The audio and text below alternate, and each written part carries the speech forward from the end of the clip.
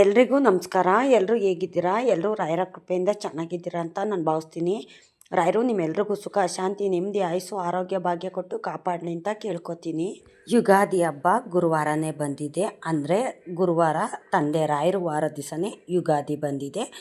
ಅವತ್ತು ಇದೊಂದು ವಿಶೇಷವಾದಂಥ ಪೂಜೆ ಮಾಡಿ ತುಂಬ ಒಳ್ಳೆಯದಾಗುತ್ತೆ. ವರ್ಷವಿಡೀ ನೀವು ಅಂದ್ಕೊಳ್ಳದೆ ಇರೋ ಅಂಥದ್ದನ್ನು ಸಹ ರಾಯರು ನಿಮಗೆ ಅನುಗ್ರಹ ಮಾಡ್ತಾರೆ. ಅದು ಯಾವ ರೀತಿ ಮಾಡೋದು ಏನು ಅಂತ ನಾನು ಹೇಳ್ಕೊಡ್ತೀನಿ. ತುಂಬ ಕಷ್ಟ ಏನೂ ಇಲ್ಲ, ಮಾಮೂಲಿ ಪೂಜೆ ಮಾಡೋ ಥರನೇ ನಾವು ಮಾಡೋದು. ಆದರೆ ಸ್ವಲ್ಪ ಚೇಂಜ್ನೆಸ್ ಅನ್ನೋದಿರುತ್ತೆ. ಮನೆಗಾಗಿರ್ಬೋದು, ಇಲ್ಲ ದೇವ್ರ ಪೂಜೆಗಾಗಿರ್ಬೋದು. ಈ ಥರ ನಾವು ಒಂದು ಏನಾದರೂ ಈ ಥರ ವಿಶೇಷವಾದಂಥ ದಿನ ಗುರುವಾರ ಯುಗಾದಿ ಬಂದಿದೆ. ಯುಗಾದಿ ಅಂತಂದ್ರೇ ನಮಗೆ ವರ್ಷದಲ್ಲಿ ಮೊದಲ ದಿನ ಅಲ್ವಾ. ಈ ಕ್ಯಾಲೆಂಡ್ರ್ ಪ್ರಕಾರ ಜನವರಿ ಬಂದರೆ ಸಾಕು ಹೊಸ ವರ್ಷ ಅಂತ ಅನ್ಕೋತೀವಿ. ನಮಗೆ ಹೊಸ ವರ್ಷ ಜನವರಿ ಅಲ್ಲ, ಯುಗಾದಿ ಹಬ್ಬನೇ ಹೊಸ ವರ್ಷ. ಏಕೆ ಅಂತಂದರೆ ಜನವರಿ ತಿಂಗಳಲ್ಲಿ ಯಾವುದೇ ಮರದಲ್ಲಾಗಲಿ ಚಿಗುರು ಅನ್ನೋದು ಬರೋದಿಲ್ಲ, ಎಲೆಗಳು ಅನ್ನೋದು ಸಹ ಉದುರುತ್ತಾ ಹೋಗ್ತವೆ. ಆವಾಗ ಎಲೆಗಳು ಅನ್ನೋದು ಸಹ ಮರದಲ್ಲಿ ಇರೋದಿಲ್ಲ, ಅವೆಲ್ಲ ಉದುರುತ್ತಾ ಹೋಗ್ತವೆ. ಅದು ನಮಗೆ ಹೊಸ ವರ್ಷ ಅಲ್ಲ. ಹೊಸ ವರ್ಷ ಅಂದರೆ ಯುಗಾದಿಲಿ ಎಲ್ಲ ಹಸಿರಾಗಿ ಚಿಗುರಾಗಿ ಎಲ್ಲ ಒಂದು ಮಾವಾಗಿರ್ಬೋದು, ಒಂದು ಬೇವಾಗಿರ್ಬೋದು, ಇದೆಲ್ಲನೂ ಅಷ್ಟೇ ಮೈ ತುಂಬಿ ನಿಂತಿರುತ್ತೆ. ಹಾಗಾಗಿ ನಮಗೆ ಇದು ಹೊಸ ವರ್ಷ. ಮತ್ತು ಬೆಳೆನೂ ಅಷ್ಟೇ ಈ ಯುಗಾದಿ ಟೈಮಲ್ಲಿ ಎಲ್ಲ ಬೆಳೆಗಳು ಅಷ್ಟೇ ಬಂದಿರ್ತವೆ. ಹಾಗಾಗಿ ಯುಗಾದಿ ನಮಗೆ ಹೊಸ ವರ್ಷ. ಯುಗಾದಿ ಅಂತಂದರೆ ಬ್ರಹ್ಮಾಂಡ ಹುಟ್ಟಿದ ದಿನವೇ ಯುಗಾದಿ ಆಗಿರೋದ್ರಿಂದ ಅವತ್ತು ವಿಶೇಷವಾದಂಥ ದಿನ. ಆ ಹೊಸ ವರ್ಷದ ದಿವಸ ನಾವು ಏನೇ ಒಂದು ಕೆಲಸ ಕಾರ್ಯ ಅನ್ನೋದನ್ನು ಸ್ಟಾರ್ಟ್ ಮಾಡಿಕೊಂಡ್ರು ಅಷ್ಟೇ ತುಂಬ ಒಳ್ಳೆಯದಾಗುತ್ತೆ. ಅದು ಗುರುವಾರನೇ ಬಂದಿದೆ. ನಾವು ರಾಯರನ್ನ ಪೂಜಿಸ್ತಾ ಇದ್ದೀವಿ, ರಾಯರು ನಂಬಿದ್ದೀವಿ ಅಂದರೆ ಅದು ಗುರುವಾರನೇ ಬಂದಿದೆ. ತುಂಬ ವಿಶೇಷವಾದಂಥ ದಿನ. ಅವತ್ತು ದಿವಸ ನೀವು ನೀವು ರೆಮಿಡಿ ಮಾಡಿ. ನೀವು ಏನು ಅಂತ ನಾನು ಹೇಳ್ತಾ ಹೋಗ್ತೀನಿ. ಅದು ಗುರುವಾರ ಬರಲಿ, ಬೇರೆ ದಿವಸನೇ ಬರಲಿ, ಯುಗಾದಿ ಅವತ್ತು ಮಾಡೋ ಅಂಥದ್ದು. ಆದರೆ ಈ ವರ್ಷ ಗುರುವಾರ ಬಂದಿರೋದ್ರಿಂದ ನಾವು ಅದನ್ನು ಮಾಡಿದ್ರೆ ತುಂಬ ಒಳ್ಳೆಯದಾಗುತ್ತೆ. ಯಾವ ಥರ ಮಾಡೋದು, ಯಾವ ಟೈಮಲ್ಲಿ ಮಾಡೋದು ಅಂತ ನಾನೀಗ ಹೇಳ್ತಾ ಹೋಗ್ತೀನಿ. ಈಗ ಬುಧವಾರ ಅಮಾವಾಸ್ಯೆ ಬಂದಿದೆ. ಅಮಾವಾಸ್ಯೆ ದಿವಸನೂ ಅಷ್ಟೇ ನೀವು ತಪ್ಪದೆ ಈ ಕೆಲಸನ ಮಾಡಿ. ಏನು ತುಂಬ ಖರ್ಚು ಆಗೋದಿಲ್ಲ, ತುಂಬ ಶ್ರಮನೂ ಪಡಬೇಕಾಗಿಲ್ಲ. ನಾವು ಇದೆಲ್ಲ ಮಾಡ್ಕೊಳ್ಳೋದಕ್ಕೆ ನಮ್ಮನೆ ಏಳಿಗೆಗೋಸ್ಕರ ಯಾರ್ದೋ ದೃಷ್ಟಿ ದೋಷ ಮತ್ತು ಮಾಟ ಮಂತ್ರ ಈ ಥರ ಎಲ್ಲ ಹಾಕಿದ್ರೂ ಸಹ ಅದೆಲ್ಲ ನಿವಾರಣೆ ಆಗುತ್ತೆ. ಮತ್ತು ನಿಮಗೆ ಕೆಲಸ ಕಾರ್ಯ ಅನ್ನೋದು ನಿಮ್ಮ ಹತ್ರ ಬರ್ತಿಲ್ಲ, ದುಡ್ಡು ಕಾಸು ಅನ್ನೋದು ಅಷ್ಟೇ ನಿಮ್ಮ ಕೈ ಹತ್ತುತ್ತಾ ಇಲ್ಲ, ನಿಮ್ಮ ಮನೆಗಳಲ್ಲಿ ಒಳ್ಳೆಯದಾಗ್ತಿಲ್ಲ, ಗಂಡ ಹೆಂಡ್ತಿಲಿ ಜಗಳ ಆಗಿರ್ಬೋದು, ಮತ್ತು ಮಕ್ಕಳಲ್ಲಿ ವಿದ್ಯೆ ಬುದ್ಧಿ ಅನ್ನೋದು ಇರೋದಿಲ್ಲ. ಹಾಗಾಗಿ ಈ ಥರ ನಾವು ಏನೇ ಒಂದು ವಿಶೇಷವಾದಂಥ ದಿವಸದಲ್ಲಿ ಅಮಾವಾಸ್ಯೆ ಹುಣ್ಣಿಮೆಯಲ್ಲಿ ಮತ್ತು ಈ ಯುಗಾದಿ ಹೊಸ ವರ್ಷ ದಿವಸ ನಾವು ಏನೇ ಒಂದು ಕೆಲಸ ಮಾಡಿದ್ರು ಅಷ್ಟೇ ತುಂಬ ಒಳ್ಳೆಯದಾಗುತ್ತೆ. ನಾವು ವರ್ಷವಿಡೀ ಸುಖವಾಗಿರಬೇಕು. ನಾವು ಮಾಡಿದ್ದಂಥ ಕೆಲಸದಲ್ಲಿ ಫಲ ಅನ್ನೋದು ಕೊಡಬೇಕು. ಹಣಕಾಸಿಗೆ ಯಾವುದೇ ರೀತಿ ತೊಂದರೆ ಆಗದಿರೋ ಹಾಗೆ, ಆರೋಗ್ಯನೂ ಅಷ್ಟೇ ನಮಗೆ ಆರೋಗ್ಯ ಸಮಸ್ಯೆ ಬರೋದಾಗಿರ್ಬೋದು, ಮತ್ತು ಆರೋಗ್ಯದಲ್ಲಿ ಚೇತರಿಕೆ ಬರೋದಾಗಿರ್ಬೋದು, ಒಂದು ಮನೆ ನಡೆಸೋದ್ರಲ್ಲಾಗಿರ್ಬೋದು, ಎಲ್ಲದಕ್ಕೂ ಅಷ್ಟೇ ಇದು ಪ್ರಶಸ್ತವಾದಂಥ ದಿನ. ಏಕೆ ಅಂತಂದರೆ ಯುಗಾದಿ ಮೊದಲನೇ ದಿವಸ ಆಗಿರೋದ್ರಿಂದ ಇದೊಂದು ಪೂಜೆನ ನೀವು ಮಾಡಿ ತುಂಬ ಒಳ್ಳೆಯದಾಗುತ್ತೆ. ನೀವು ಈ ವರ್ಷ ಮಾಡಿ ನೋಡಿ, ನಿಮಗೆ ಗೊತ್ತಾಗುತ್ತೆ. ನೀವೇ ಹೇಳ್ತೀರಾ. ಏಕೆಂತಂದರೆ ನಮಗೂ ಸಹ ಈ ಥರ ಒಂದು ವಿಚಾರ ಅನ್ನೋದು ಗೊತ್ತಿರೋದಿಲ್ಲ. ಯಾರಾದರೂ ಏನಾದರೂ ಹೇಳಿದ್ರೆ ಅದರಲ್ಲಿ ಮಾಡೋದ್ರಲ್ಲಿ ತಪ್ಪೇನೂ ಇಲ್ಲ. ಏಕೆಂತಂದರೆ ಅದಕ್ಕೋಸ್ಕರ ₹1000 ಏನು ಖರ್ಚಾಗೋದಿಲ್ಲ. ನಮ್ಮ ಮನೆಗೆ ಒಳ್ಳೇದಾಗಬೇಕು, ನಮ್ಗೆ ಒಳ್ಳೇದಾಗಬೇಕು ಅಂತಂದರೆ ಯಾರು ಏನೇ ಹೇಳಿದ್ರು ಅದು ಒಳ್ಳೆ ರೀತಿಲಿ ಹೇಳಿದ್ರೆ ಖಂಡಿತ ಮಾಡಲೇಬೇಕು ಅದನ್ನು. ಈ ವರ್ಷ ನಾನು ಅಷ್ಟೇ ಮಾಡ್ತೀನಿ. ಈ ವರ್ಷ ಅಂತ ಅಲ್ಲ, ನಾನು ಯುಗಾದಿಲಿ ವರ್ಷ ಅಷ್ಟೇ ನಾನು ಇದನ್ನು ಮಾಡ್ತಾ ಬಂದಿದ್ದೀನಿ. ನನಗೆ ತುಂಬ ಒಳ್ಳೆಯದಾಗಿದೆ. ನನಗೆ ಒಳ್ಳೆಯದಾಗಿದ್ದಕ್ಕೇ ನಾನು ನಿಮ್ಗೆ ಹೇಳ್ತಾ ಇರೋದು. ಏಕೆ ಅಂತಂದರೆ ನಾವು ಬೇರೆ ಟೈಮಲ್ಲಿ ಮಾಡೋಕ್ಕಾಗೋದಿಲ್ಲ. ಯುಗಾದಿ ದಿವಸನೇ ನಾವು ಇದನ್ನು ಮಾಡ್ತಾ ಹೋಗಬೇಕು, ಒಳ್ಳೆಯದಾಗುತ್ತೆ. ಈಗ ಬುಧವಾರ ಅಮಾವಾಸ್ಯೆ ಬಂದಿದೆಯಲ್ಲ, ನೀವು ಇದನ್ನು ಮಾಡಿ. ಯಾರದೇ ದೃಷ್ಟಿ ಹಾಕಿರ್ಬೋದು, ಇಲ್ಲಾಂದರೆ ಯಾರೇನೇ ಒಂದು ಮಾಟ ಮಾಡಿರ್ಬೋದು, ನೀವು ಚೆನ್ನಾಗಿದ್ದರೆ ಯಾರಾದರೂ ಏನಾದರೂ ಕೆಟ್ಟ ಕಣ್ಣು ಹಾಕಿರ್ಬೋದು. ಈ ಥರ ಇತ್ತು ಅಂತಂದರೆ ಅದೆಲ್ಲ ನಿವಾರಣೆ ಆಗುತ್ತೆ. ಏನೂ ಇಲ್ಲ. ಅದು ಯಾವುದಪ್ಪ ಅಂತಂದರೆ ಒಂದು ನಿಂಬೆಹಣ್ಣು ತೊಗೊಳ್ಳಿ. ಬುಧವಾರ ಅಮಾವಾಸ್ಯೆ ದಿವಸ ಮಾಡೋ ಅಂಥದ್ದು. ಬುಧವಾರ ನಿಂಬೆಹಣ್ಣು ತೊಗೊಳ್ಳಿ. ಮನೆ ವರ್ಷ ನೀರಿಗೆ ಒಂದು ನಿಂಬೆಹಣ್ಣ ಕುಯ್ದುಬಿಟ್ಟು ಆ ನಿಂಬೆಹಣ್ಣು ಹುಳಿನ ಹಾಕ್ಬಿಟ್ಟು ಸ್ವಲ್ಪ ಅರಿಶಿನ, ಸ್ವಲ್ಪ ಗಂಜಲ, ಸ್ವಲ್ಪ ಉಪ್ಪು ಅಂದರೆ ದಪ್ಪು ಸಾಲ್ಟು ಇದನ್ನ ಹಾಕ್ಬಿಟ್ಟು ನೆಲ ಒರೆಸಿ. ಮತ್ತು ಇನ್ನೊಂದು ಏನಪ್ಪ ಅಂತಂದರೆ ಒಂದು ನಿಂಬೆಹಣ್ಣು ತೊಗೊಳ್ಳಿ, 7 ಹಸಿರು ಮೆಣಸಿನ್ಕಾಯಿ ತೊಗೊಳ್ಳಿ, ವೈಟ್ ದಾರದಲ್ಲಿ ಅದನ್ನು ಏರಿಸಿ. ಈಗ ಅಮಾವಾಸ್ಯೆ ಹುಣ್ಣಿಮೆಯಲ್ಲಿ ನಾವು ಹಸಿರು ಮೆಣಸಿನ್ಕಾಯಿ ನಿಂಬೆಹಣ್ಣೆಲ್ಲ ನೀವಿಳಿಸ್ಬಿಟ್ಟು ಮತ್ತು ಬಾಗಿಲಿಗೆ ಕಟ್ತೀವಲ್ಲ ನಾವು, ಅದೇ ಥರನೇ 7 ಹಸಿರು ಮೆಣಸಿನ್ಕಾಯಿ ತೊಗೊಳ್ಳಿ, ನಿಂಬೆಹಣ್ಣು ತೊಗೊಳ್ಳಿ. ನಿಂಬೆಹಣ್ಣು ಕೆಳಗಡೆ ಇರಬೇಕು, ಹಸಿರು ಮೆಣಸಿನ್ಕಾಯಿ ಮೇಲಿರಬೇಕು. ನಿಮ್ಮ ಮನೆ ಮುಂಬಾಗ್ಲಲ್ಲಿ ಅಂದರೆ ಗೇಟ್ ಇದ್ದರೆ ಗೇಟ್ ಹತ್ರ, ನಿಮ್ಮ ಮನೆಯಿಂದ ಹೊರಗಡೆ ಎಂಟ್ರೆನ್ಸಲ್ಲಿ ನೀವು ಅದನ್ನು ಅಮಾವಾಸ್ಯೆ ದಿವಸ ಪೂಜೆ ಮಾಡಿ ಅದನ್ನು ಕಟ್ಟಿ. ನಿಮಗೇನೇ ಒಂದು ತೊಂದರೆ ತಾಪತ್ರೆ ಮತ್ತು ಆರೋಗ್ಯದಲ್ಲಿ ನಿಮಗೆ ಚೇತರಿಕೆ ಇಲ್ಲ, ಹಣಕಾಸಿಗೆ ಸಮಸ್ಯೆ ಇರೋವಂಥವ್ರು, ಮನೆ ಅಭಿವೃದ್ಧಿ ಆಗ್ತಾ ಇಲ್ಲ ಅಂತನ್ನೋರು ಈ ಥರ ಒಂದು ಮಾಡಿ ಅಮಾವಾಸ್ಯೆ ಹುಣ್ಣಿಮೆಯಲ್ಲಿ ಮಾಡಿದ್ರೆ ತುಂಬ ಒಳ್ಳೆಯದಾಗುತ್ತೆ. ಅದರಲ್ಲೂ ಯುಗಾದಿ ಹಿಂದಿನ ದಿವಸ ಅಮಾವಾಸ್ಯೆ ಬಂದಿರೋದ್ರಿಂದ ತುಂಬ ಒಳ್ಳೆಯದಾಗುತ್ತೆ. ಮೊದಲನೇ ವರ್ಷ ಇದು ಯುಗಾದಿ ಹಿಂದಿನ ದಿವಸ ಅಮಾವಾಸ್ಯೆ ಬರುತ್ತಲ್ಲ, ಅವತ್ತು ಈ ಥರ ಪ್ರತಿಯೊಬ್ಬರು ನಾವು ಮಾಡಲೇಬೇಕು. ಮಾಡಿದ್ರೆ ತುಂಬ ಒಳ್ಳೆಯದಾಗುತ್ತೆ. ಮತ್ತು ಇವೆರಡನ್ನ ನೀವು ಅಮಾವಾಸ್ಯೆ ದಿವಸ ಮಾಡಿ, ಅಂದರೆ ಬುಧವಾರ ಮಾಡಿ. ಗುರುವಾರ ಯಾವ ಥರ ಮಾಡೋದು ಅಂತ ನಾನು ಹೇಳ್ತೀನಿ ನಾನು. ಮತ್ತು ಅರ್ಶಿನ ಕೊಂಬು ಸಿಕ್ಕುತ್ತಲ್ಲ, ಅಂದರೆ ಗದಿಗೆ ಅಂಗಡಿಲಿ ಅರ್ಶಿನ ಕೊಂಬು ಸಿಕ್ಕುತ್ತೆ, ಒಂದು 100 ಗ್ರಾಮು ಒಂದು 200 ಗ್ರಾಮು ತೊಗೊಂಡು ಬನ್ನಿ. ಅದು 21 ಆಗಿರಬೇಕು. 21 ಅರ್ಶಿನ ಕೊಂಬು ತೊಗೊಳ್ಳಿ. ಒಂದು ವೈಟ್ ದಾರ ಇರುತ್ತೆ ನೋಡಿ, ಸ್ವಲ್ಪ ದಪ್ಪ ದಾರ.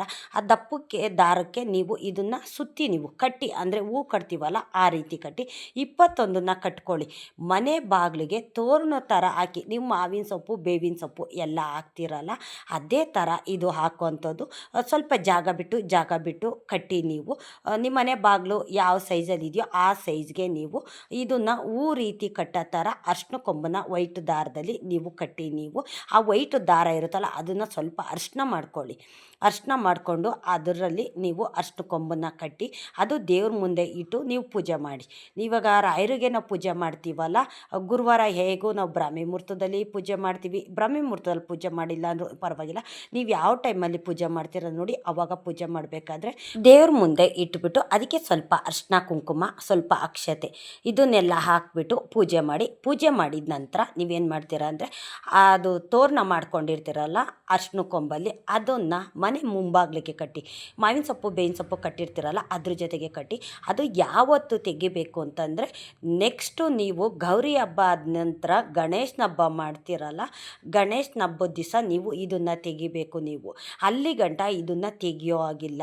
ಯುಗಾದಿ ಹಬ್ಬದ ದಿವಸ ಕಟ್ಟಿದ್ದು ತೋರಣನ ಅರ್ಶಿನ ಕೊಂಬಿಂದ ನೀವು ಗಣೇಶ ಹಬ್ಬದ ದಿವಸನೇ ತೆಗಿಬೇಕು. ನೀವು ಹಿಂದೆನೇ ತೆಗಿಯೋದಕ್ಕೆ ಹೋಗಬೇಡಿ. ಲಕ್ಷ್ಮೀ ಸ್ವರೂಪನೇ ಈ ಅರ್ಶಿನ ಕೊಂಬು, ಹಂಗಾಗಿ ಲಕ್ಷ್ಮಿ ಸಂಕೇತ. ನೀವು ಹೊಸ ವರ್ಷದ ದಿವಸ ಅಂದರೆ ಯುಗಾದಿ ಹೊಸ ವರ್ಷದ ದಿವಸ ಇದನ್ನು ಮಾಡಿದ್ದಾಯಿತು ಅಂತಂದರೆ ವರ್ಷವಿಡೀ ನಿಮಗೆ ಹಣಕಾಸು ಬರೋ ಅಂಥದ್ದು. ಇದು 100ಕ್ಕೆ 100ರಷ್ಟು ಸತ್ಯ. ನಾನು ಮುಂಚೆ ಎಲ್ಲ ನನಗೆ ಗೊತ್ತಿರಲಿಲ್ಲ, ನಾನೀಗ 3 ವರ್ಷದಿಂದ ನಾನು ಮಾಡ್ತಾಯಿದ್ದೀನಿ. ಈ ವರ್ಷ ಮಾಡಿದ್ರೆ 4ನೇ ವರ್ಷ ಆಗುತ್ತೆ ನಾನು ಈ ಥರ ಮಾಡಿ. ನಾನು ವರ್ಷ ಅಷ್ಟೇ ಈ ಥರ ಮಾಡ್ತಾಯಿರ್ತೀನಿ. ಯಾರಾದರೂ ಏನಾದರೂ ನಮ್ಗೆ ಒಳ್ಳೆಯದಾಗುತ್ತೆ ಅಂತ ಹೇಳಿದ್ರು ಸಾಕು, ನಾನು ಅದನ್ನೆಲ್ಲ ಮಾಡ್ತೀನಿ. ನಾನು ಏಕೆ ಅಂತಂದರೆ ಒಳ್ಳೆ ರೀತಿಯಲ್ಲಿ ಮಾಡೋಕ್ಕೆ ಅವ್ರು ಹೇಳಿದ್ರು ಅಂತಂದರೆ ಖಂಡಿತ ನಾನು ಮಾಡೇ ಮಾಡ್ತೀನಿ. ಏಕೆಂತಂದರೆ ನಮಗೆ ಗೊತ್ತಿಲ್ಲದಿರೋದು ಬೇರೆ ಯಾರಿಗಾದ್ರೂ ಗೊತ್ತಿರುತ್ತೆ, ಅವ್ರು ಹೇಳೋದನ್ನು ನಾವು ಕೇಳಬೇಕು. ಹಂಗಾಗಿ ಈ ಪ್ರಯೋಗನ ನಾನು 3-4 ವರ್ಷದಿಂದನೂ ಅಷ್ಟೇ ಮಾಡ್ತಾ ಬರ್ತಾಯಿದ್ದೀನಿ. ನನಗೆ ತುಂಬ ಒಳ್ಳೆಯದಾಗಿದೆ. ಹಣಕಾಸು ಬರೋದ್ರಲ್ಲಾಗಿರ್ಬೋದು, ಆರೋಗ್ಯ ಸ್ಥಿತಿನಲ್ಲಾಗಿರ್ಬೋದು, ನಾವು ಅಂದ್ಕೊಂಡಿರೋದೇ ಇಲ್ಲ ಆ ಕೆಲಸನೂ ಅಷ್ಟೇ. ನನ್ನ ತಂದೆ ರಾಯರು ಮಾಡಿಕೊಡ್ತಾರೆ ಮತ್ತು ನಮ್ಮ ಮನೆ ದೇವ್ರುಗಳು ಮಾಡಿಕೊಡ್ತಾರೆ. ಇದೆಲ್ಲದಕ್ಕಿಂತ ಹೆಚ್ಚಾಗಿ ಲಕ್ಷ್ಮಿ ಕಟಾಕ್ಷ ಆಗುತ್ತೆ, ಲಕ್ಷ್ಮಿ ಕೃಪೆ ನಮ್ಮ ಮೇಲಿರುತ್ತೆ. ಅರ್ಶಿನ ಕೊಂಬು ಅಂದ್ರೇನು ಲಕ್ಷ್ಮಿ ಸ್ವರೂಪ.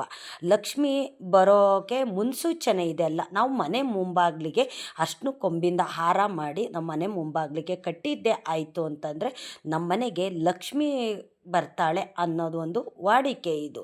ಏಕೆ ಅಂತಂದರೆ ಯುಗಾದಿ ಅಂತಂದ್ರೇ ನಮಗೆ ಹೊಸ ವರ್ಷ ಹರುಷ ತರೋ ಅಂಥ ದಿನ ಇದು. ಆವತ್ತಿನ ದಿವಸ ನಾವು ಈ ಥರ ಒಂದು ಅರ್ಶಿನ ಕೊಂಬಿಂದ ಹಾರ ಮಾಡಿ ಮನೆ ಮುಂಬಾಗಿಲಿಗೆ ಕಟ್ಟಿದ್ವಿ ಅಂತಂದರೆ ವರ್ಷವಿಡೀ ನಮ್ಮ ಮನೆಗೆ ಏಳಿಗೆ ಆಗುತ್ತೆ, ಒಳ್ಳೆಯದಾಗುತ್ತೆ. ನಾವು ಅಂದ್ಕೊಂಡಿರೋ ಕೆಲಸನೂ ಅಷ್ಟೇ ಸಕ್ಸಸ್ ಮಾಡಿ ಕೊಡ್ತಾರೆ ನಮ್ಮ ಭಗವಂತ. ಹಿಂಗಾಗಿ ನಾವು ಏನೇ ಒಂದು ಒಳ್ಳೆಯದನ್ನು ನಾವು ಮಾಡ್ತು ಅಂತಂದರೆ ಅದೆಲ್ಲ ಒಳ್ಳೆಯದೇ ಆಗ್ತಿರುತ್ತೆ. ಯುಗಾದಿ ಹಬ್ಬದ ದಿವಸ ಮರೀದಿರ ತಪ್ಪದೆ ಎಲ್ಲರೂ ಅಷ್ಟೇ ಇದನ್ನು ಮಾಡಿ, ಏನು ಖರ್ಚಾಗೋದಿಲ್ಲ. ಆಗೋದಿಲ್ಲ. ಒಂದು 150 ಗ್ರಾಮ್ 200 ಗ್ರಾಮ್ ಅರಿಶಿನ ಕೊಂಬಾಗುತ್ತೆ ಅಷ್ಟೇ. ಮತ್ತು ಸ್ವಲ್ಪ ದಾರನ ಹಳದಿ ಮಾಡ್ಕೊಳ್ಳಿ, ಅದಕ್ಕೆ ಹೂ ಕಟ್ಟೋ ರೀತಿಯಲ್ಲಿ ಕಟ್ಟಿ ನೀವು ಹಿಂದಿನ ದಿವಸ ಅಂದರೆ ಅಮಾವಾಸ್ಯೆ ದಿವಸನೇ ರೆಡಿ ಮಾಡಿ ಇದನ್ನು ಇಟ್ಕೊಳ್ಳಿ. ನೀವು ಸ್ನಾನ ಎಲ್ಲ ಆಗಿರುತ್ತಲ್ಲ, ಪೂಜೆ ಎಲ್ಲ ಮಾಡಿರ್ತೀರ ಅಮಾವಾಸ್ಯೆ ದಿವಸ, ಹಂಗಾಗಿ ಇದನ್ನು ರೆಡಿ ಮಾಡಿ ನೀವು ದೇವ್ರ ಮನೆಯಲ್ಲಿ ಇಟ್ಕೊಳ್ಳಿ. ಬೆಳಗ್ಗೆ ಎದ್ದು ಹೇಗೂ ರಾಯರಿಗೆ ಅವತ್ತು ನಾವು ಪೂಜೆ ಮಾಡಬೇಕು. ರಾಯರು ವಾರ ಬಂದಿದೆ ಯುಗಾದಿ ದಿವಸನೇ, ಹಿಂಗಾಗಿ ತುಂಬ ಒಳ್ಳೆಯದಾಗುತ್ತೆ. ನೀವು ಇದನ್ನು ಮಾಡಿ ನೋಡಿ, ನಿಮಗೆ ಗೊತ್ತಾಗುತ್ತೆ. ನೀವು ಅಂದ್ಕೊಳ್ದಿರೋ ಕೆಲಸನೂ ಸಹ ರಾಯರು ಮಾಡಿಕೊಡ್ತಾರೆ, ನಮ್ಮ ಮನೆ ದೇವ್ರುಗಳು ಮಾಡಿಕೊಡ್ತಾರೆ. ಮತ್ತು ಅರಿಶಿನ ಕೊಂಬು ಕಟ್ಟೋದ್ರಿಂದ ಮನೆಗೆ ಲಕ್ಷ್ಮೀ ಬರ್ತಾಳೆ. ಲಕ್ಷ್ಮೀ ಸ್ವರೂಪದಲ್ಲಿ ಹಣಕಾಸಾಗಿರ್ಬೋದು ಎಲ್ಲವುದೂ ಅಷ್ಟೇ. ಲಕ್ಷ್ಮೀ ತಾಯಿ ಅನುಗ್ರಹ ಇರಬೇಕಲ್ವ ನಮ್ಮ ಮೇಲೆ. ಲಕ್ಷ್ಮಿ ಅನುಗ್ರಹ ಇಲ್ಲ ಅಂದರೆ ಯಾವುದು ಅಷ್ಟೇ ಆಗೋದಿಲ್ಲ. ಈಗ ದುಡ್ಡಿದ್ರೇ ಎಲ್ಲವೂ ಆಗೋದು, ದುಡ್ಡೇ ಇಲ್ಲ ಅಂದರೆ ನಾವು ಏನೂ ಮಾಡೋಕ್ಕಾಗೋದಿಲ್ಲ. ಹಂಗಾಗಿ ಅವತ್ತು ಒಂದು ದಿವಸ ನೀವು ಈ ಥರ ಮಾಡಿ, ಯುಗಾದಿ ಹಬ್ಬದ ದಿವಸನೇ ಮಾಡಬೇಕು, ಬೇರೆ ಯಾವತ್ತೂ ಅಷ್ಟೇ ಇದು ಮಾಡೋಕ್ಕೆ ಬರೋದಿಲ್ಲ ಇದು. ಹಾಗಾಗಿ ಯುಗಾದಿ ಹಬ್ಬದ ದಿವಸ ಪೂಜೆ ಮಾಡಿ ಕಟ್ಟಿ ಅದನ್ನು ನಂತರ ಗಣೇಶ ಚತುರ್ಥಿ ದಿವಸ ನೀವು ಅದನ್ನು ತೆಗಿಬೇಕು. ತೆಗೆದುಬಿಟ್ಟು ಎಲ್ಲಂದ್ರಲ್ಲಿ ಹಾಕೋಂಗಿಲ್ಲ, ಹರಿಯೋ ನೀರಿಗೆ ಹಾಕ್ಬೇಕು ಅದನ್ನು. ನೀವೆಲ್ಲರೂ ಹೊರಗಡೆ ಊರ ಕಡೆಗೆ ಹೋಗ್ತಿರ್ತೀರ, ಇಲ್ಲ ದೇವಸ್ಥಾನಗಳ್ಗೆ ಹೋಗ್ತಿರ್ತೀರಲ್ಲ, ಅಲ್ಲಿ ನದಿ ಮತ್ತು ಹೊಳೆ ಎಲ್ಲ ಇರುತ್ತಲ್ಲ, ಆ ಹೊಳೆಗೆ ಹಾಕಬೇಕು ನೀವು. ಅದನ್ನು ಎಲ್ಲೂ ಹಾಕೋಂಗಿಲ್ಲ. ಅರಿಶಿನ ಕೊಂಬು ಲಕ್ಷ್ಮೀ ಸ್ವರೂಪ ಅಲ್ವಾ, ಅಲ್ಲಿ ಇಲ್ಲಿ ಬಿಸಿಲು ಒಣಗೋತವ, ಮತ್ತು ತಿರ್ಗಾ ಗಿಡದ ಕೆಳಗಡೆ ಹಾಕೋದು, ಅವರು ಇವರು ಓಡಾಡ್ತಾರೆ, ಅಲ್ಲಿ ನೆರಳೆಲ್ಲ ಸೋಕಬಾರ್ದು, ನಮ್ಗೆ ಒಳ್ಳೆಯದಾಗೋದಿಲ್ಲ. ಹಾಗಾಗಿ ಅದನ್ನು ಹರಿಯೋ ನೀರಿಗೆ ಹಾಕಬೇಕು. ತಪ್ಪದೆ ಇದನ್ನು ಪಾಲಿಸಿ. ಇನ್ನು ಗಣೇಶ ಹಬ್ಬ ತುಂಬ ದಿವಸ ಇದೆ, ಅಷ್ಟರೊಳಗಡೆ ನಿಮಗೆ ಎಲ್ಲಾದರೂ ಹರಿಯೋ ನೀರು ಸಿಕ್ತು ಅಂತಂದರೆ ಗಣೇಶನ ಹಬ್ಬದ ದಿವಸ ತೆಗೆದಿಡಿ ನೀವು. ನಂತರ ನೀವು ಎಲ್ಲಾದರೂ ಹೋಗ್ಬೇಕಾದ್ರೆ ಹರಿಯೋ ನೀರು ಕಾಣ್ತು ಅಂತಂದರೆ ಅಲ್ಲಿಗೆ ತೊಗೊಂಡೋಗಿ ಹಾಕಿ. ಈಗ ಊರ ಕಡೆ ಎಲ್ಲ ಹೋಗ್ತಾ ಇರ್ತೀರಲ್ಲ, ಅಲ್ಲಿ ನದಿ ಇರುತ್ತೆ ಮತ್ತು ಹೊಳೆ ಇರುತ್ತೆ, ಅಲ್ಲಿಗೆ ತೊಗೊಂಡೋಗಿ ಹಾಕಿ, ಏನೂ ಆಗೋದಿಲ್ಲ. ಮತ್ತು ಅಲ್ಲಿ ಇಲ್ಲಿ ಗಿಡದ ಕೆಳಗಡೆ ಎಲ್ಲ ಅದು ಇಡೋದಕ್ಕೆ ಹೋಗಬೇಡಿ, ಅದು ಒಣಗಬಾರ್ದು. ಅದು ಅಷ್ಟು ಕೊಂಬು ಒಣಗ್ತು ಅಂತಂದರೆ ನಮ್ಗೆ ಒಳ್ಳೆಯದಾಗೋದಿಲ್ಲ, ನಾವು ಇದನ್ನು ಮಾಡಿನೂ ಅಷ್ಟೇ ಪ್ರಯೋಜನ ಆಗೋದಿಲ್ಲ. ಯುಗಾದಿ ಹಬ್ಬದ ದಿವಸ ಗುರುವಾರ ದಿವಸ ರಾಯರು ವಾರ ಬಂದಿರೋದ್ರಿಂದ ಇದನ್ನು ತಪ್ಪದೆ ಪಾಲಿಸಿ. ನಾನು ಅಷ್ಟೇ ಅದನ್ನು ಮಾಡ್ತೀನಿ. ಸಾಧ್ಯವಾದರೆ ಯಾವ ರೀತಿ ಮಾಡೋದು ಅಂತ ನಾನು ವೀಡಿಯೋ ಮಾಡಿ ಹಾಕ್ತೀನಿ. ನಾನು ಅದನ್ನು ತೋರಣ ಮಾಡಿ ಕಟ್ಟಿ ಬಾಗಿಲಿಗೆ ಹಾಕ್ತೀನಲ್ಲ, ಅದನ್ನಾದರೂ ಸಹ ನಾನು ವೀಡಿಯೋ ಮಾಡಿ ನಿಮಗೆ ನಾನು ಹೇಳ್ತೀನಿ, ನಾನು ಯಾವ ಥರ ಮಾಡಿದ್ದೀನಿ ಅಂತ ನಿಮಗೂ ಸಹ ನಾನು ತೋರಿಸ್ತೀನಿ. ಪ್ರತಿಯೊಬ್ಬರು ತಪ್ಪದೇ ಇದನ್ನು ಪಾಲಿಸಿ. ನಿಮ್ಮ ಮನೆಗಳಲ್ಲಿ ಆರ್ಥಿಕ ಸಮಸ್ಯೆ ಇದ್ದರೆ, ಆರೋಗ್ಯ ಸಮಸ್ಯೆ ಇತ್ತು ಅಂತಂದರೆ, ಹಣಕಾಸಿಗೆ ಸಮಸ್ಯೆ ಇತ್ತು ಅಂತಂದರೆ, ಮನೆಯಲ್ಲಿ ಮಕ್ಕಳು ಹೇಳಿದ ಮಾತು ಕೇಳ್ತಿಲ್ಲ ಅಂತಂದರೆ, ಗಂಡ ಹೆಂಡ್ತಿನಲ್ಲಿ ಹೊಂದಾಣಿಕೆ ಇಲ್ಲ ಅಂತಂದರೆ ಇದನ್ನು ತಪ್ಪದೇ ಪಾಲಿಸಿ. ಎಲ್ಲದಕ್ಕಿಂತ ಹೆಚ್ಚಾಗಿ ಲಕ್ಷ್ಮೀ ಸ್ವರೂಪ, ಲಕ್ಷ್ಮಿ ನಮ್ಮ ಮನೆಗೆ ಬರೋ ಅಂಥದ್ದು. ಲಕ್ಷ್ಮಿ ಇದ್ರಲ್ವ ನಮ್ಮ ಜೀವನದಲ್ಲಿ ಎಲ್ಲವೂ ಆಗೋದು. ಹಾಗಾಗಿ ಮನೆಯಲ್ಲಿ ನೆಮ್ಮದಿಯಾಗಿರ್ಬೋದು. ಎಲ್ಲದಕ್ಕೂ ಅಷ್ಟೇ ತುಂಬ ಪ್ರಶಸ್ತವಾದಂಥ ದಿನ ಈ ಯುಗಾದಿ ಹಬ್ಬ.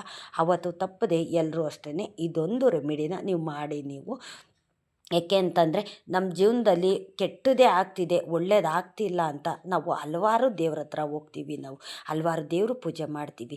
ಹಾಗಾಗಿ ಯಾವುದಾದ್ರೂ ಒಳ್ಳೇದಾಗುತ್ತೆ ಅಂತ ಯಾರಾದರೂ ನಮ್ಗೆ ಹೇಳಿದ್ರು ಸಾಕು, ಅದರಲ್ಲಿ ಮಾಡೋದ್ರಲ್ಲಿ ತಪ್ಪೇನೂ ಇಲ್ಲ ಅಂತ ನನ್ನ ಅನುಭವ. ಏಕೆ ಅಂತಂದರೆ ಹಿಂದೆ ಎಲ್ಲ ನಾವು ಈ ರೀತಿ ಇರಲಿಲ್ಲ, ಯಾರಾದರೂ ಏನಾದರೂ ಹೇಳಿದ್ರೆ ಸಾಕು ಅದನ್ನು ನಾನು ಕಣ್ಗೊತ್ಕೊಂಡು ನಾನು ಮಾಡ್ತೀನಿ. ಇದು ಮಾಡಿದ್ರೆ ನಮ್ಗೆ ಒಳ್ಳೇದಾಗುತ್ತೇನೋ ಅಂತ ತಿಳ್ಕೊಂಡು ನಾನು ಅದನ್ನೆಲ್ಲ ಮಾಡ್ತಾ ಹೋಗ್ತೀನಿ. ಈಗ ನಾವು ಮಾಡೋದ್ರಿಂದ ಏನೂ ಕೆಟ್ಟದಾಗೋದಿಲ್ಲ, ಏನೂ ಖರ್ಚಾಗೋದಿಲ್ಲ. ಅದು ನಮ್ಮ ಮನೆಗೆ ಒಳ್ಳೆಯದಾಗುತ್ತೆ, ನಮ್ಮ ಮನೆ ಅಭಿವೃದ್ಧಿ ಆಗುತ್ತೆ ಅನ್ನೋದಕ್ಕೋಸ್ಕರ ನಾನು ಇದನ್ನು ಸುಮಾರು 3 ವರ್ಷದಿಂದ ಮಾಡಿದೆ. ಇದು ಮಾಡಿದ್ರೆ 4ನೇ ವರ್ಷ ನಾನು ಮಾಡ್ತಾ ಇರೋದು. ನನಗೆ ಒಳ್ಳೆಯದಾಗಿದ್ದಕ್ಕೇ ನಾನು ನಿಮ್ಗೆ ಹೇಳ್ತಾ ಇರೋದು. ಇದನ್ನು ನಿನ್ನೆ ವೀಡಿಯೋದಲ್ಲೇ ಹೇಳಬೇಕು ಅಂದ್ಕೊಂಡೆ, ನನಗೆ ಮರ್ತೋಗಿದ್ರಿಂದ ಹಂಗಾಗಿ ಹೇಳೋಕ್ಕಾಗಿರಲಿಲ್ಲ. ಇನ್ನು 2 ದಿವಸ ಟೈಮ್ ಇದೆಯಲ್ಲ, ನಾಳೆನೇ ಅಮಾವಾಸ್ಯೆ, ನಾಳೆ ಆ ಥರ ಮಾಡಿ ನೀವು. ಮತ್ತು ಗುರುವಾರ ಯುಗಾದಿ ಹಬ್ಬದ ದಿವಸ ಈ ಥರ ಅರಿಶಿನ ಕೊಂಬಿನ ಹಾರ ಮಾಡಿ ಮುಂಬಾಗಿಲಿಗೆ ಕಟ್ಟಿ ಒಳ್ಳೆಯದಾಗುತ್ತೆ. ಮತ್ತು ರಾಯರ ವಾರ ಆಗಿದೆ, ಅವತ್ತು ರಾಯರ ಮಠಕ್ಕೆ ಸಾಧ್ಯವಾದರೆ ನೀವು ಹೋಗಿದ್ದು ಬನ್ನಿ. ನಾನು ಸಹ ರಾಯರ ಮಠಕ್ಕೆ ಹೋಗಿದ್ದು ಬರ್ತೀನಿ. ಅವತ್ತು ನನಗೆ ತುಂಬ ವಿಶೇಷವಾದಂಥ ದಿನ. ಯುಗಾದಿ ಹಬ್ಬದ ದಿವಸನೇ ನಮ್ಮ ಮದುವೆ ಆಗಿದ್ದ ದಿವಸ ಬಂದಿದೆ, ಅಂದರೆ ನಮ್ಮ ವೆಡ್ಡಿಂಗ್ ಆ್ಯನಿವರ್ಸರಿ ಗುರುವಾರ 19ನೇ ತಾರೀಕೆ ಬಂದಿದೆ. ಹಾಗಾಗಿ ನನಗೆ ತುಂಬ ಖುಷಿ ಆಗ್ತಿದೆ. ರಾಯರ ವಾರ ಬಂದಿದೆ ಮತ್ತು ಯುಗಾದಿ ಹಬ್ಬ ಬಂದಿದೆ. ಅವತ್ತೇ ನಮ್ಮ ವೆಡ್ಡಿಂಗ್ ಆ್ಯನಿವರ್ಸರಿ ಕೂಡ ಇದೆ. ನಾನು ಮನೆಯಲ್ಲಿ ಪೂಜೆ ಎಲ್ಲ ಮುಗಿಸಿ ರಾಯರ ಮಠಕ್ಕೆ ಹೋಗಿ ಅಲ್ಲೂ ತುಪ್ಪ ದೀಪ ಬೆಳಗಿ ನಾನು ಬೇರೆ ದೇವಸ್ಥಾನಕ್ಕೆ ಅಂದರೆ ಕೃಷ್ಣ ದೇವಸ್ಥಾನಕ್ಕೆ ಹೋಗಿದ್ದು ಬರೋಣ ಅಂತ ಅಂದ್ಕೊಂಡಿದ್ದೀನಿ. ನನ್ನ ತಂದೆ ಶ್ರೀಕೃಷ್ಣ ಪರಮಾತ್ಮ ನನ್ನ ಕರೆಸ್ಕೊಳ್ಳಿ ಅಂತ ನಾನು ಇವಾಗಿಂದನೇ ನಾನು ಪ್ರಾರ್ಥನೆ ಮಾಡ್ಕೋತೀನಿ. ಏಕೆ ಅಂತಂದರೆ ಆವತ್ತಿನ ದಿವಸ ನಾನು ವೆಡ್ಡಿಂಗ್ ಆ್ಯನಿವರ್ಸರಿ ದಿವಸ ಹೊರಗಡೆ ನಮ್ಮ ಮನೆ ದೇವ್ರಿಗಾಗಿರ್ಬೋದು ಇಲ್ಲ ದೇವಸ್ಥಾನಗಳ್ಗಾಗಿರ್ಬೋದು ನಾನು ಪ್ರತಿ ವರ್ಷವೂ ಅಷ್ಟೇ ನಾನು ಹೋಗ್ತಾ ಇರ್ತೀನಿ. ಈ ವರ್ಷವೂ ಅಷ್ಟೇ ನಾನು ಬರೋ ಥರ ಅನುಗ್ರಹ ಮಾಡು ತಂದೆ ಅಂತ ದೇವ್ರ ಹತ್ರ ನಾನು ಕೇಳ್ಕೊತೀನಿ. ಏಕೆಂದರೆ ನಾವು ಬರ್ತೀವಿ ಅಂತ ಮುಂಚೆನೇ ಹೇಳೋದಕ್ಕೆ ಹೋಗ್ಬಾರ್ದು. ನೀನು ಕರ್ಸ್ಕೋ ತಂದೆ, ನಿನ್ನ ಅನುಗ್ರಹ ನಮ್ಮ ಮೇಲೆ ಇರಬೇಕು ಅಂತ ನಾವು ಇಷ್ಟೊಂದು ಮಾತ್ರ ಕೇಳಬೇಕು. ನಿಮ್ಮೆಲ್ರಿಗೂ ರಾಯರು ಒಳ್ಳೇದು ಮಾಡಲಿ, ರಾಯರ ಅನುಗ್ರಹ ನಿಮಗಿರಲಿ, ರಾಯರ ದೃಷ್ಟಿ ನಿಮ್ಮ ಮೇಲಿರಲಿ ಅಂತ ನಾನು ಮನಸ್ಪೂರ್ವಕವಾಗಿ ನಾನು ಕೇಳ್ಕೊತೀನಿ. ಇಷ್ಟೊತ್ತು ನನ್ನ ವಿಡಿಯೋ ನೋಡಿದ್ದಕ್ಕಾಗಿ ತುಂಬ ಹೃದಯದ ಧನ್ಯವಾದಗಳು. ರಾಯರು ನಿಮ್ಮೆಲ್ರಿಗೂ ಸುಖ ಶಾಂತಿ ನೆಮ್ಮದಿ ಆಯುಸ್ಸು ಆರೋಗ್ಯ ಭಾಗ್ಯ ಕೊಟ್ಟು ಕಾಪಾಡಲಿ ಅಂತ ನಾನು ಕೇಳ್ಕೊತೀನಿ.